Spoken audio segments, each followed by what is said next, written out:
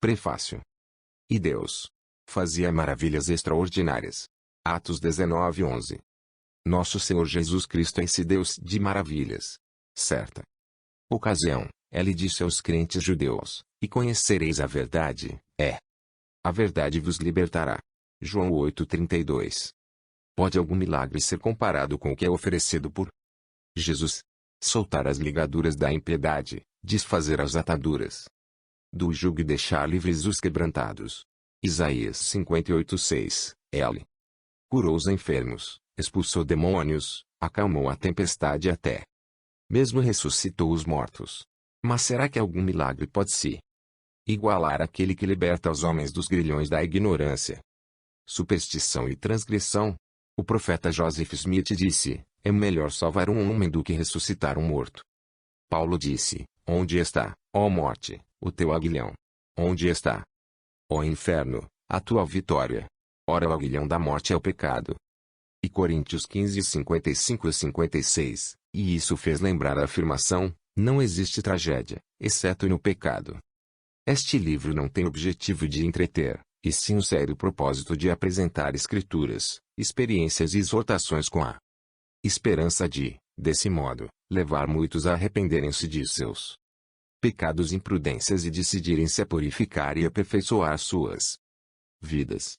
Esse desígnio surgiu através de meus anos de ministério como presidente de destaque e como apóstolo, durante cujo tempo tive muitas experiências no trato com transgressores, especialmente aqueles envolvidos em pecados sexuais, tanto dentro como fora do casamento, sendo as Escrituras o firme alicerce da lei da felicidade.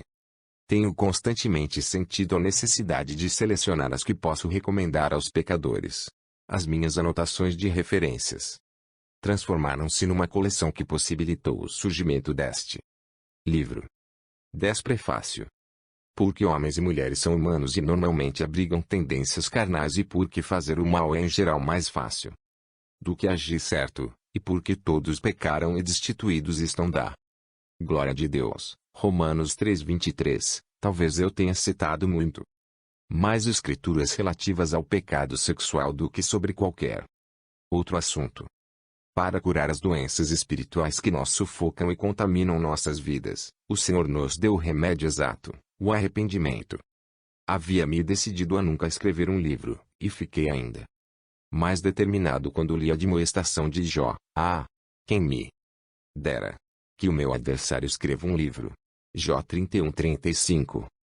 3 razões principais fizeram-me mudar. Primeiro, a necessidade. Quando entro em contato, quase diariamente, com lares destruídos, crianças delinquentes, governos corruptos e grupos apóstatas, e compreendo que todos esses problemas são consequência do pecado, sinto vontade de proclamar juntamente com a alma: eu quisera. Poder ir adiante e falar com uma voz que faria estremecer a terra, e proclamar arrependimento a todos os povos. A 1:29:1, portanto, este livro indica a seriedade de se quebrar os mandamentos de Deus, mostra que o pecado só pode trazer tristeza, remorso, desapontamento angústia, e previne que as pequenas imprudências se transformam em faltas maiores até finalmente se tornarem grandes transgressões que resultam em pesadas penalidades. Devido ao predomínio e gravidade dos pecados sexuais e outros pecados também graves, eles recebem mais ênfase. São apresentados sinais de admoestação e orientação para reduzir o perigo de o ser humano ser induzido cegamente a caminhos proibidos. Ao reconhecer o grave pecado que cometeram, muitos chegam a perder as esperanças, por não ter um perfeito conhecimento das Escrituras e do poder redentor de Cristo. Segundo, escrevo para expressar a jubilosa afirmação de que o homem pode ser literalmente transformado através de seu próprio arrependimento e pelo perdão de Deus, que só é negado aos pecados imperdoáveis. É muito melhor não ter cometido o pecado. O caminho do transgressor é difícil, porém, a reparação é possível. Terceiro, aqueles entre nós a quem o Senhor chamou para liderar, têm o dever inevitável, como Jacó e José, de tomar sobre nós a responsabilidade de responder pelos pecados do povo. Se não lhe ensinássemos com diligência a palavra de Deus, e assim trabalhando com toda a nossa força, seu sangue não mancharia nossas vestimentas. Jacó 19. Isaías exorta: Clama em alta voz, não te detenhas, levanta-a. Tua voz como a trombeta e anuncia ao meu povo a sua transgressão. E à casa de Jacó os seus pecados. Isaías 58:1, Ezequiel faz a admoestação aos líderes. Não apacentarão os pastores as ovelhas. Ezequiel 34:2, e então, e se ele, o líder, tocar a trombeta, e avisar o povo. Aquele que ouvir o som da trombeta não se dê por avisado. O seu sangue será sobre a sua cabeça. Ezequiel 33:3-4. A trombeta deve soar. Somente arrependimento é esta geração. Dante 6:9, portanto, a mensagem é para todo mundo, não apenas para os membros da verdadeira Igreja de Jesus Cristo. Dos santos dos últimos dias. Esses motivos e a predominância dada ao assunto nos apelos de todos os profetas e líderes espirituais desde Adão, parecem justificar um livro tratando exclusivamente de pecado, arrependimento e perdão, apesar de muitos escritores da Igreja já terem incluído esse tema como parte de obras mais extensas. Ao escrever este livro não faço qualquer alegação de originalidade ou de gênio literário. Talvez não haja nele nada de novo ou impressionante. Pelo contrário, repeti deliberadamente algumas escrituras para apoiar diversas facetas do assunto ou assegurar a devida ênfase, na esperança de que as pessoas frustradas e em pecado possam lavar os seus vestidos no sangue do Cordeiro. Apocalipse 7:14, de modo que a paz possa descer sobre eles como orvalho dos céus.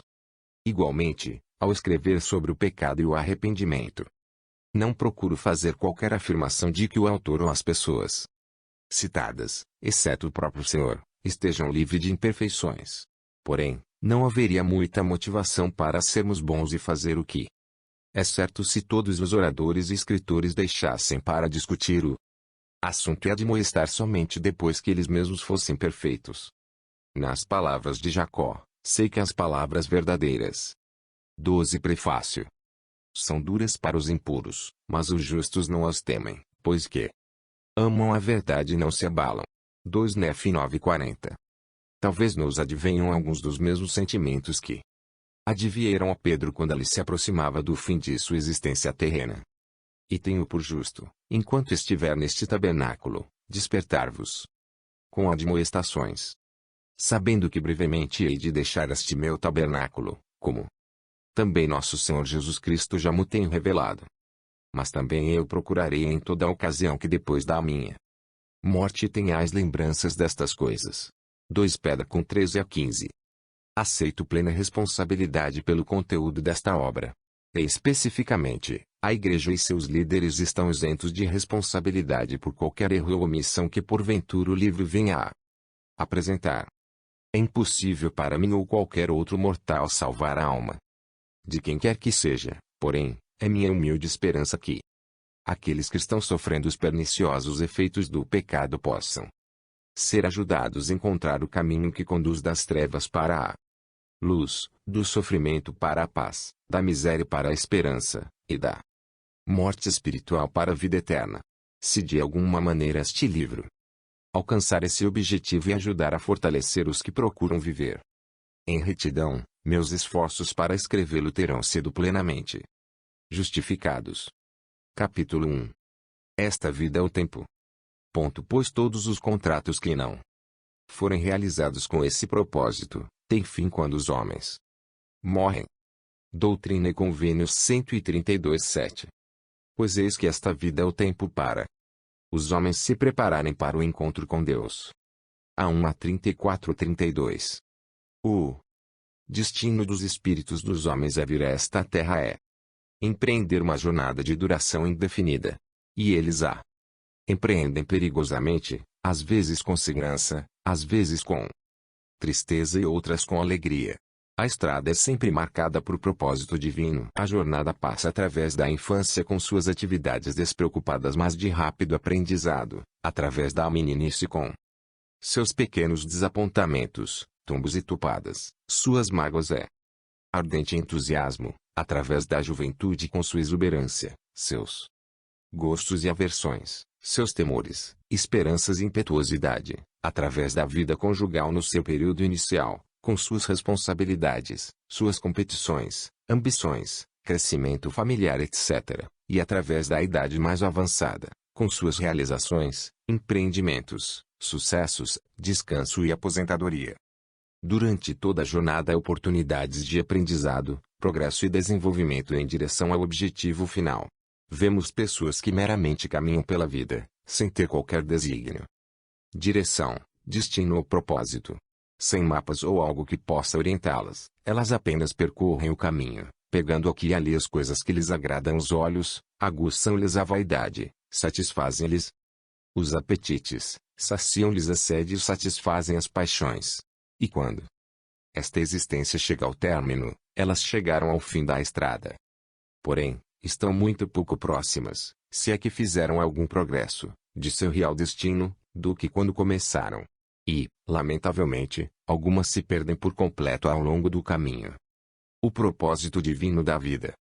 Por outro lado, há os que planejam suas trajetórias, tomam decisões sábias e certas, e, em grande parte, alcançam seus objetivos e reais finalidades. Ao fazerem isso estão cooperando com o Criador, conforme o propósito que Ele estabeleceu para a vida, porque eis que esta é a minha obra e minha glória, proporcionará imortalidade e a vida eterna ao homem. Moisés 1:39. Desde que a mortalidade e a vida eterna são o único propósito da vida, todos os demais interesses e atividades são apenas acidentais. E uma vez que a mortalidade e a vida eterna são a obra e a glória de Deus, são, igualmente, a verdadeira obra do homem. E a razão principal de sua vinda à Terra. Desses dois elementos, a grande bênção, a imortalidade, vem ao ser humano sem que ele nada precise fazer, como uma dádiva do Todo-Poderoso. A outra, a vida eterna, é um programa conjunto a ser desenvolvido pelo Senhor e seus filhos aqui na Terra. Torna-se então a grande responsabilidade do homem cooperar plenamente com o Deus eterno na consecução desse objetivo. Para esse fim Deus criou o homem para viver na mortalidade e dotou com o potencial para perpetuar a raça, subjugar a terra, aperfeiçoar-se e tornar-se como Deus, onisciente e onipotente. O Pai, então, enviou profetas à terra, com o propósito de sempre lembrar o homem de seus deveres e seu verdadeiro destino, para preveni-lo dos perigos e mostrar-lhe o caminho para a vitória final. Parece que a percepção espiritual de muitos povos não consegue chegar a um pleno conhecimento dos propósitos de Deus, e ele, consequentemente, os ensina conforme a capacidade que possuem. Parece ter sido isso que a alma quis dizer quando declarou: porque eis que o Senhor concede a todas as nações que lhe seja ensinada, a cada uma em sua própria língua, a sua palavra, sim, tudo o que ela em sabedoria acha que devem aprender. A 1 a 29:8, esta vida é o tempo 15. Infelizmente, o povo de Deus, muito frequentemente, tem rejeitado seus ensinamentos, causando sua própria destruição. Porém, o Senhor nunca permitiu que os seus escolhidos fossem destruídos, nem permitiu que algo os impedisse de alcançar seus objetivos, sem antes tê-los ensinado e prevenido. Por exemplo, sobre os judeus encontramos o seguinte registro: e nenhum deles foi destruído sem que isso lhes fosse predito pelos profetas do Senhor. 2 Nefe 25:9. As Escrituras mencionam claramente o elevado propósito da existência do homem. Abraão e Moisés, particularmente, foram explícitos sobre o assunto, conforme revelam os registros aos quais temos acesso graças ao profeta moderno Joseph Smith. Esse profeta, tendo tomado conhecimento dos objetivos da existência humana por intermédio dos registros antigos e de visitações celestiais, continuou a receber, através de revelação direta, mais luz e verdade a respeito do grande potencial humano.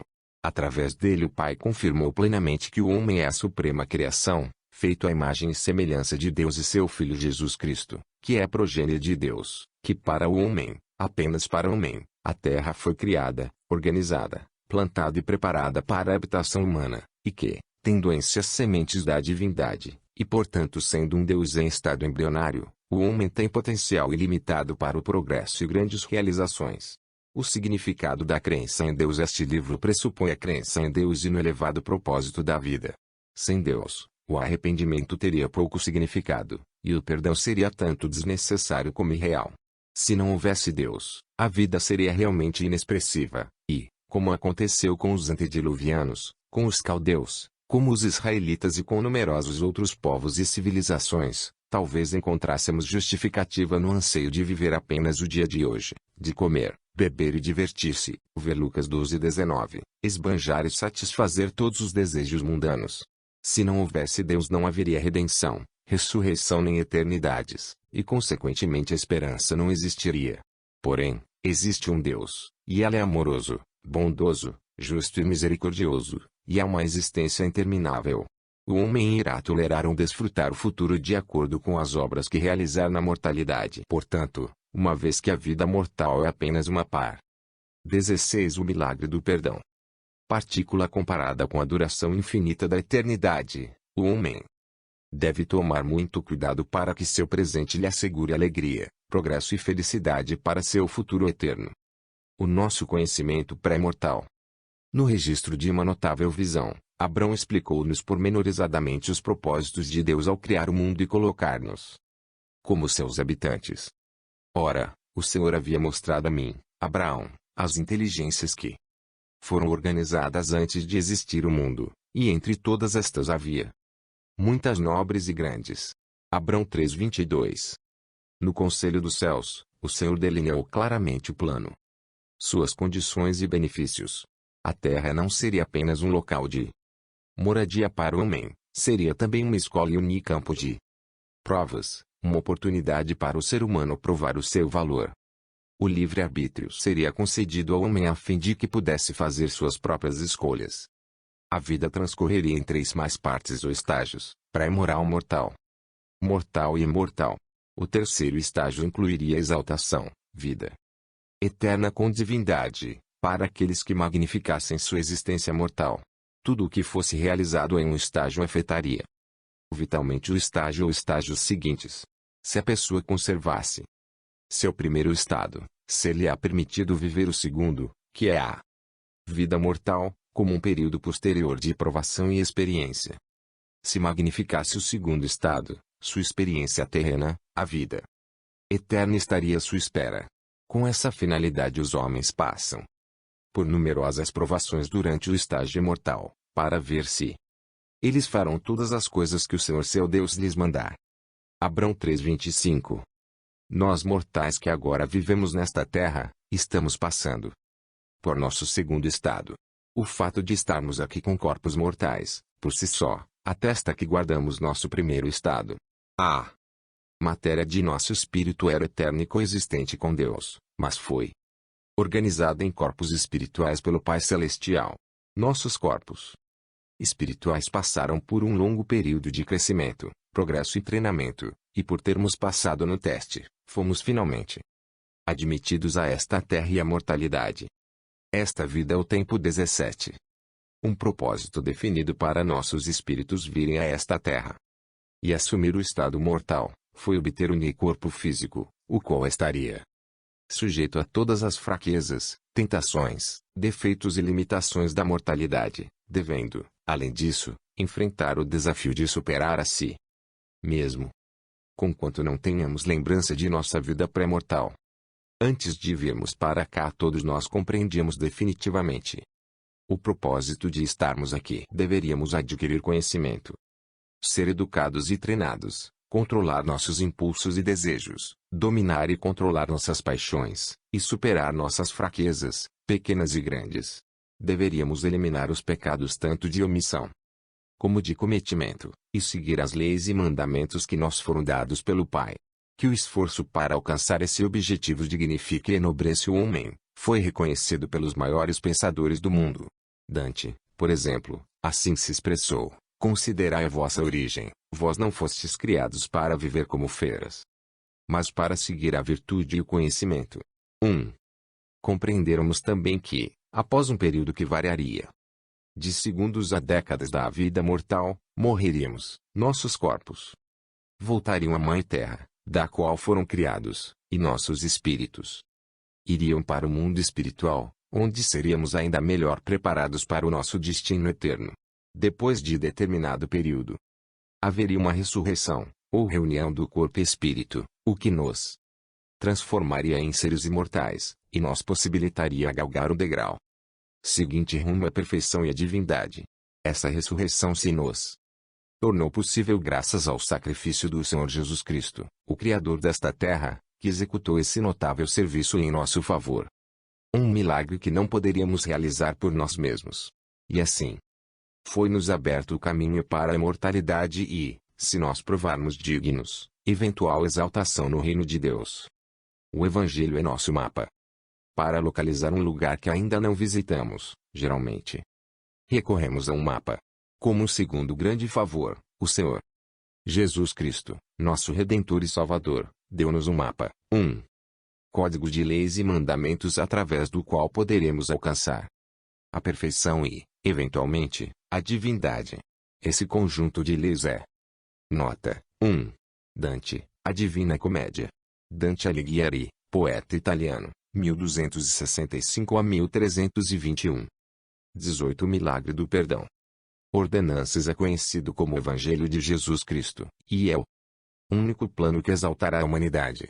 A Igreja de Jesus Cristo dos Santos dos Últimos Dias é o único repositório desse inestimável programa em sua plenitude, e que está à disposição de todos que o aceitarem. A fim de alcançar o objetivo da vida eterna, exaltação e divindade, tem-se que entrar no reino de Deus através do batismo, devidamente realizado. Tem-se que receber o Espírito Santo pela imposição de mãos que tenham autoridade para tal. O homem deve ser ordenado ao sacerdócio por portadores autorizados desse poder divino. Tem-se que receber a investidura e ser selado na casa de Deus pelo profeta possuidor das chaves ou por um daqueles a quem as chaves foram delegadas, e tem-se que viver uma vida de retidão, pureza e serviço. Ninguém pode entrar para a vida eterna se não for pela porta certa a Jesus Cristo e seus mandamentos. Jesus tornou isso claro nestas palavras: na verdade vos digo que aquele que não entra pela porta no curral das ovelhas, mas sobe por outra parte, é ladrão e salteador. João 10:1. Eu sou a porta. Se alguém entrar por mim, salvar-se-á, e entrará e sairá, e achará pastagens. João 10:9. P. Jacó, o profeta teólogo, admoestou: assim pois, meus queridos irmãos, vinde ao Senhor, ao Santo. Lembrai-vos de que seus caminhos são retos. Eis que o caminho para o homem é estreito, mas segue em linha reta ante ele, e guarda do portão é o Santo de Israel, e ele ali não tem nenhum empregado, e não há nenhuma outra passagem a não ser pelo portão, porque ele não pode ser enganado, pois que seu nome é Senhor Deus. 2 Nef 9:41. Estreito é o caminho. Não devemos nos surpreender pelo fato de as exigências de Deus para a obtenção das recompensas eternas serem precisas e invariáveis, uma vez que a sociedade e o governo dos homens também operam nessa base. Por exemplo, ao retornar do exterior para nosso país de origem, devemos satisfazer certos requisitos e evidenciá-los em forma de passaportes, vistos, atestados médicos referentes à saúde e vacinações, registros de nascimento e outros documentos. O empregado não pode receber o salário sem cumprir satisfatoriamente as condições do seu emprego. Não se pode viajar de ônibus, trem ou avião sem pagar a tarifa, e na estação ou aeroporto provar que de fato a pagou. Ninguém pode tornar-se cidadão de um país sem satisfazer as exigências estabelecidas pelas leis desse mesmo país. Ninguém pode esperar diplomar-se por alguma faculdade sem pagar a matrícula e as demais taxas, sem frequentar o curso, prestar as provas e evidenciar que satisfez todos os requisitos. As recompensas eternas de Deus também, similarmente, dependerão do homem cumprir as condições exigidas. O predomínio da procrastinação. Um dos mais sérios defeitos humanos em todas as épocas é a procrastinação, a má vontade em aceitar responsabilidades pessoais agora. Os homens vieram à Terra cônscios de que deveriam obter instrução e desenvolvimento, além de se aperfeiçoarem. Porém, muitos se deixaram afastar do caminho, tornando-se meramente rachadores de lenha e tiradores de água, escravos da indolência mental e espiritual e da perseguição aos prazeres mundanos. Há inclusive muitos membros da igreja que são negligentes descuidados e que sempre estão procrastinando. Eles vivem o evangelho irregularmente, sem qualquer seriedade, já cumpriram certos requisitos mas não são valentes. Não cometem pecados capitais, porém, não fazem as coisas que lhes são exigidas, tais como pagar o dízimo, viver a palavra de sabedoria, fazer orações familiares, jejuar, assistir às reuniões, servir Talvez não considerem essas omissões como pecados, entretanto, são desses tipos de imperfeições que as 5 tolas virgens da parábola de Jesus foram provavelmente culpadas. As 10 virgens pertenciam ao reino e tinham todo o direito. As bênçãos, contudo 5 delas não foram valentes e não estavam prontas quando o grande dia chegou. Estavam despreparadas porque não viviam todos os mandamentos. Ficaram amargamente desapontadas por serem excluídas das bodas, como acontecerá com os que, em nossos dias, são negligentes nas coisas do Evangelho. Certa irmã, minha conhecida, disse, ao tomar uma xícara de café: o senhor sabe da honestidade de meu coração, sabe que tenho boas intenções e que algum dia terei a força necessária para deixar esse vício. Será que poderemos ganhar a vida eterna com base apenas nas boas intenções? Será que alguém pode entrar num país, receber um diploma universitário e outras regalias graças às suas boas intenções, não traduzidas na ação competente? Samuel Johnson salientou que o inferno foi pavimentado com boas intenções. O Senhor não traduzirá nossa boa vontade e boas intenções em obras. Cada um de nós deve fazê-lo por si mesmo. Somente os valentes serão exaltados. Podemos ser salvos em qualquer um dos 3 reinos de glória: o celestial, o terrestrial ou o celestial, porém, a exaltação somente será alcançada no mais alto dos 3 seus ou graus, a glória celestial. Paulo disse aos Coríntios que e há corpos celestes e corpos terrestres, mas uma é a glória dos celestes e outra dos terrestres. Uma é a glória do sol, e outra a glória da lua, e outra a glória das estrelas, porque uma estrela difere em glória de outra estrela. Assim também é a ressurreição dos mortos. 1 Coríntios 15, 40-42. E através do profeta Joseph Smith a declaração de Paulo foi nos explicada com maiores detalhes. Na glória celestial há 3 seus ou graus. E para obter o grau mais elevado, o homem precisa entrar nesta ordem do sacerdócio, significando o novo e eterno convênio do casamento. E, se não, não poderá obtê-lo. Poderá entrar no outro, mas esse será o fim do seu reino. Ele não poderá ter progênie. Dante 131, 1-4. Só os valentes serão exaltados e receberão o mais elevado grau de glória. Por isso muitos são chamados, mas poucos são escolhidos. Dante 121:40. Como disse o Salvador, estreita é a porta, e apertado o caminho que leva à vida, e poucos há que a encontrem. E reciprocamente, larga é a porta, e espaçoso o caminho que conduz à perdição, e muitos são os que entram por ela. Mateus 7:13-14. É verdade que muitos santos dos últimos dias, tendo sido batizados e confirmados membros da Igreja, e alguns inclusive tendo recebido suas investiduras, tendo sido casados e selados nos templos do Senhor, acham que consequentemente têm garantidas as bênçãos da exaltação e vida eterna. Porém, isso não acontece. Há 2 requisitos básicos que todo ser humano deve cumprir, ou não poderá obter as grandes bênçãos que lhe são oferecidas. Ele deve receber as ordenanças e deve ser fiel, superando suas fraquezas. Portanto, nem todos os que afirmam ser santos dos últimos dias serão exaltados. Contudo, para os santos valentes, que cumprem fiel e integralmente todos os requisitos do Evangelho, as promessas são gloriosas e fogem ao alcance de qualquer descrição. Então serão deuses, pois não terão fim, portanto, serão de eternidade em eternidade, porque continuarão. Então serão colocados sobre tudo, porque todas as coisas lhes serão sujeitas. Então serão deuses, porque terão o poder, e os anjos lhes serão sujeitos. Dante 132:26. Os perigos da protelação. Devido à predisposição reinante entre os homens de adiar o que deve ser feito e ignorar as instruções, o Senhor tem repetidamente apresentado severas recomendações e solenes advertências.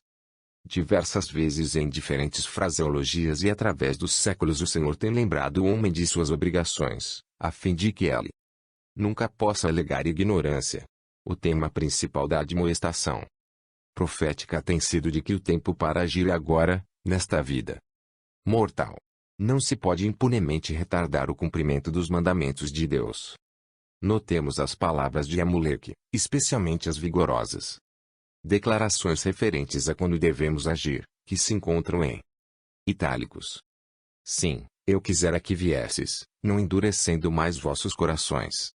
Pois agora é chegado o tempo e o dia da vossa salvação, e se vos arrependerdes, não endurecendo vossos corações, imediatamente será realizado para vós o grande plano de redenção. Pois eis que esta vida é o tempo para os homens se prepararem para o encontro com Deus. Sim, eis que o dia desta vida é o dia para os homens executarem os seus labores. E agora, como vos disse antes, já que haveis tido tantos testemunhos, peço-vos, portanto, que não deixeis o dia do arrependimento para o fim, porque depois deste dia de vida que nos é dado para nós prepararmos para a eternidade, eis que se não aproveitarmos nosso tempo, virá a noite tenebrosa, durante a qual nenhum labor poderá ser realizado. Não podereis dizer, quando fordes levados a essa terrível crise, eu me arrependerei para que possa retornar a meu Deus. Não, não podereis dizer isso, porque o mesmo Espírito que possuir vossos corpos, quando deixardes esta vida, terá forças para possuir vossos corpos naquele mundo eterno. Alma 34, 31 a 34. Grifo nosso. Mesmo deixando de lado as muitas escrituras que prestam testemunho similar, lendo e meditando com fé e seriedade sobre a admoestação acima, sentir-nos-emos fortemente convencidos da necessidade de nos arrependermos, agora.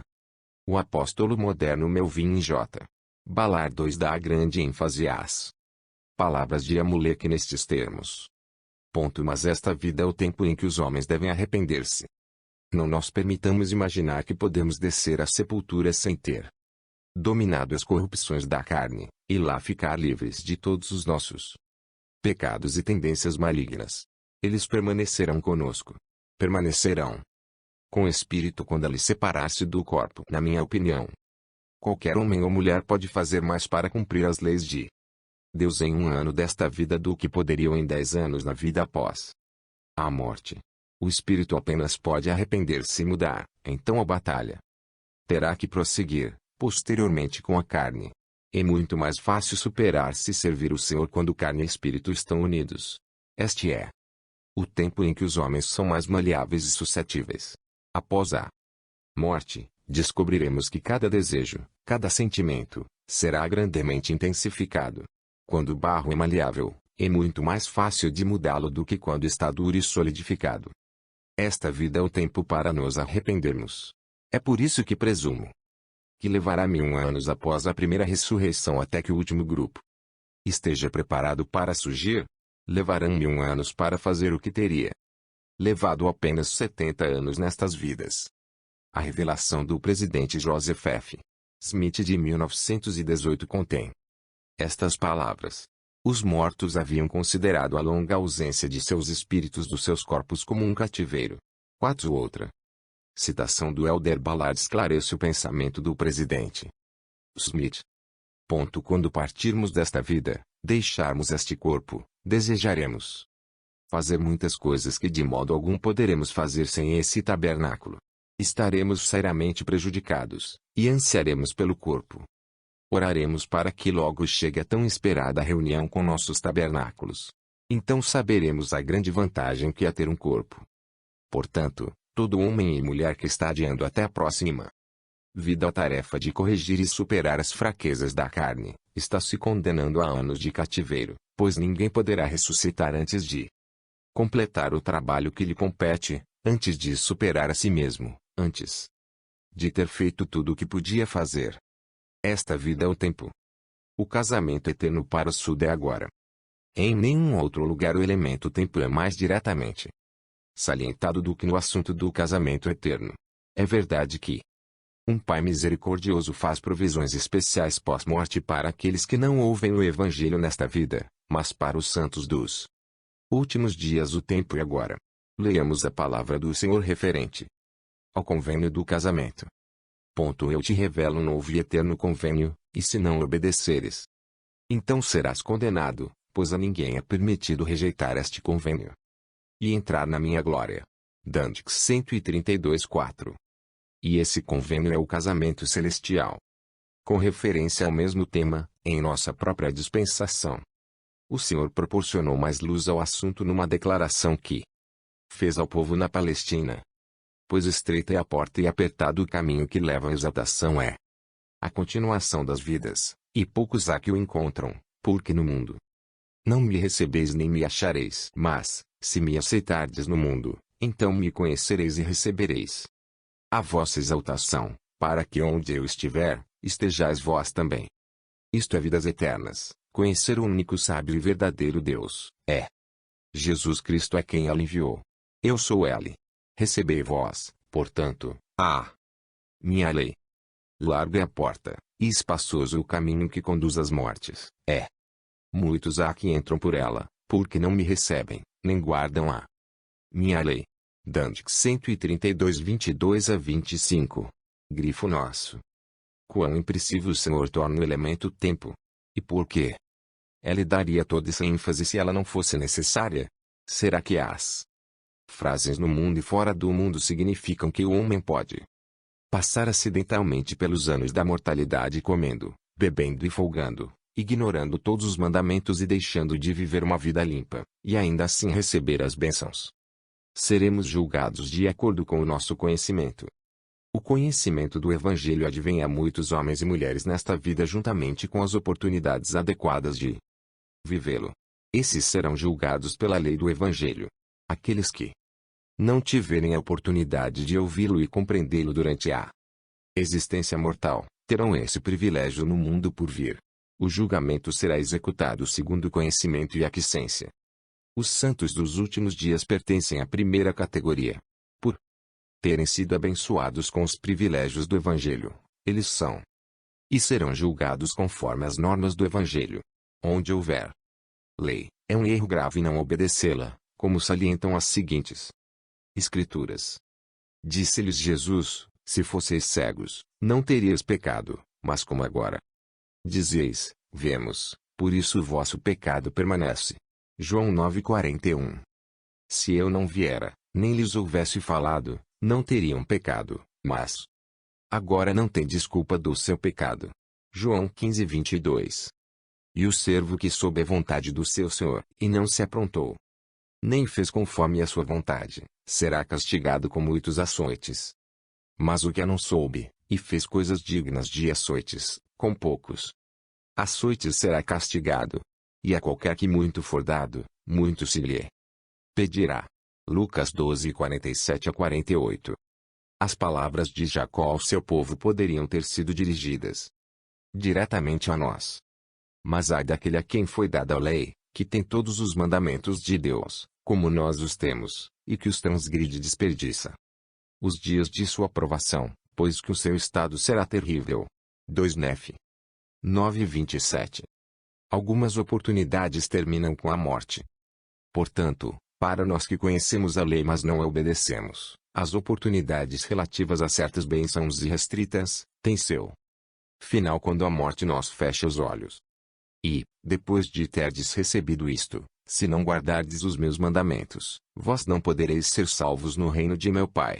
Dandique 18:46. Esta vívida declaração do rei Benjamim constitui-se sem dúvida alguma num pensamento que expressa grande sensatez.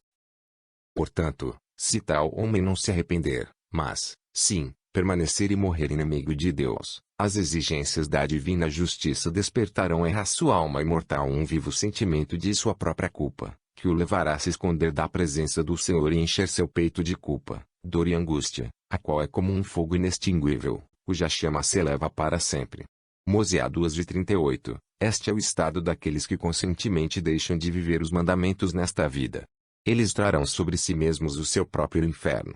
Esta vida é o tempo 25. As bênçãos do arrependimento e do perdão. O Pai amoroso nos deu o abençoado princípio do arrependimento como a porta que conduz ao perdão. Todos os pecados, exceto os excluídos pelo Senhor, o pecado contra o Espírito Santo e o assassínio, serão perdoados àqueles que se arrependerem de modo total, consistente e contínuo, numa transformação de vida genuína e compreensiva. Há perdão mesmo para os pecadores que cometeram transgressões graves, pois a Igreja perdoará e o Senhor também perdoará tais faltas quando o arrependimento se tiver provado frutífero.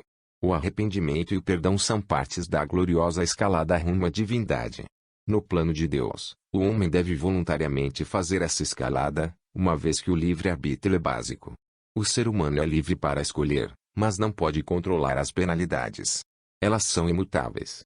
As crianças e todos os que apresentam incapacidade mental, não são considerados responsáveis, mas os demais, sem exceção, receberão bênçãos, progresso e recompensas, ou penalidades e privações, conforme o modo que reagirem ao plano de Deus quando este lhes for apresentado, e conforme a fidelidade que demonstrarem a esse mesmo plano.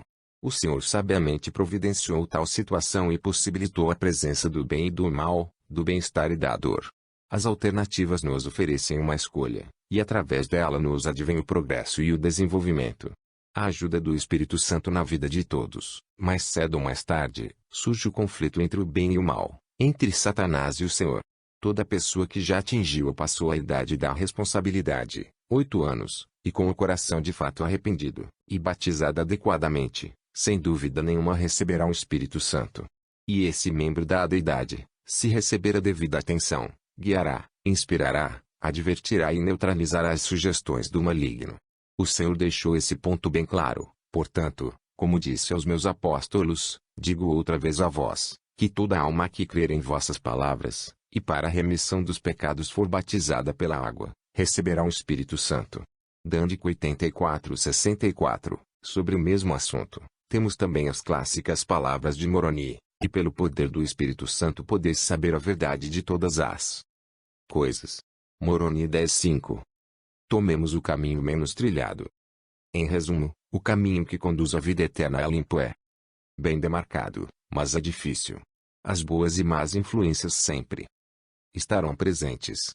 Tem-se que escolher. Geralmente o caminho do mal é mais fácil, e uma vez que o homem é carnal, esse caminho triunfará, a menos que haja um esforço consciente, firme e vigoroso para rejeitar o mal e seguir o bem. Mas lembrai-vos que quem persiste em sua própria natureza carnal e segue os caminhos do pecado e da rebelião contra Deus, permanece em seu estado decaído e o diabo tem todo o poder sobre ele. Mosiá 16:5. Esta terra é o tempo que temos para nos arrepender. Não podemos correr o risco de morrer inimigos de Deus. Consequentemente, é importante que todos os filhos e filhas de Deus sobre esta terra possam ver com seus próprios olhos, ouvir com seus próprios ouvidos e compreender com seus próprios corações o propósito da vida e as responsabilidades que têm para com eles mesmos e com a posteridade, e que eles podem decidir-se a seguir o caminho menos trilhado, que é estreito e apertado. O tempo para se evitar os caminhos malignos é antes de começar a jornada. O segredo do bom viver está na proteção e na prevenção. Aqueles que se rendem ao mal são, quase sempre, os que se colocaram em posição vulnerável. Abençoados e felizes, realmente, são os que conseguem resistir ao mal e viver todos os dias de suas vidas sem se entregar à tentação. Mas para aqueles que caíram, o arrependimento é o caminho de volta. O arrependimento é sempre válido, mesmo no último instante, pois mesmo a atitude tomada após muita protelação é melhor do que nada. O ladrão que disse na cruz, Senhor, lembra-te de mim, quando entrares no teu reino estava em muito melhores condições de aspirar algo do que o outro que blasfemou dizendo, se tu és o Cristo, salva-te a ti mesmo, e a nós. Lucas 23:39-42. Como vimos, às vezes pode-se esperar demais para o arrependimento. Muitos nefitas agiram assim. Sobre eles, Samuel, o Lamanita, assim se expressou. Esta vida é o tempo 27. Mas eis que vossos dias de provação já serão passados, retardastes ó dia da vossa salvação até que se tornou para sempre demasiado tarde. E a vossa destruição está assegurada, sim, pois durante vossa vida buscastes coisas que não podíeis obter e pretendestes a felicidade praticando iniquidades, o que é contrário à natureza daquela retidão que há em nosso grande e eterno Senhor. Elamã 13:38. Grifo nosso. E novamente, observemos a ênfase dada nas palavras em itálicos. E não suponhamos que ao chamar as pessoas ao arrependimento os profetas estejam preocupados apenas com as transgressões mais graves tais como assassinato, adultério, roubo etc. Ou apenas com os que não aceitaram as ordenanças do Evangelho. Todas as transgressões devem ser purificadas, todas as fraquezas devem ser superadas antes que se possa alcançar a perfeição e a divindade. Portanto, o propósito deste livro é salientar a importância vital de cada um de nós transformar sua vida através do arrependimento e do perdão. Outros capítulos tratarão de vários aspectos desse assunto mais pormenorizadamente. Oliver Wendell Holmes disse: muitas pessoas morrem com suas sinfonias ainda inacabadas. E qual será o motivo? Em geral é porque elas estão sempre se preparando para viver. E antes que se apercebam, já não há mais tempo. C. Tagore expressou pensamento similar nestas palavras: passei meus dias encordoando e desencordoando meu instrumento, enquanto que a canção que vim para executar continua sem ser executada. Meu apelo consequentemente é este: conservemos nossos instrumentos fortemente encordoados, e executemos nossas melodias com toda a suavidade possível. Não nos permitamos morrer com a nossa sinfonia ainda inacabada. Vamos, isso sim, usar essa preciosa provação mortal para caminhar segura e gloriosamente em direção à vida eterna, que Deus o Pai dá àqueles que guardam os seus mandamentos.